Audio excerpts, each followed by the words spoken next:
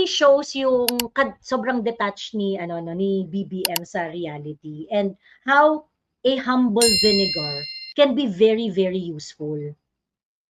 'Di ba? Yung pang-insulto niya kasi is that bumili lang pinabili lang ng kasi relatively yung maraming candidates sa ano sa PDP na not very popular like Attorney JV Hinlo, Attorney Raul Lambino. Jimmy Bondoc is popular pero hindi, he is not very known as kasi this is his very first outing sa sa national election.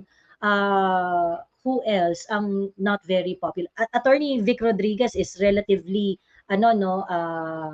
he's a neophyte when it comes to election, ganyan. So parang yung pang-iinsulto ni BBM na ay pinabili lang ng suka ganyan ganyan. And sino ba yung mga nasa lineup ng admin slate? Karamihan diyan are ano talaga yung mga tenured na yung mga nanalo ng senator in the past o di kaya anak ng mga senador, ganon. Yung kilala na yung apelyido, ganon.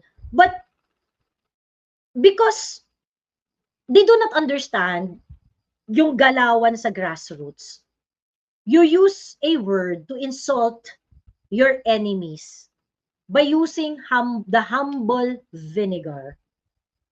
Thinking na ito yung magpapahiya dun sa mga sa mga kalaban nyo.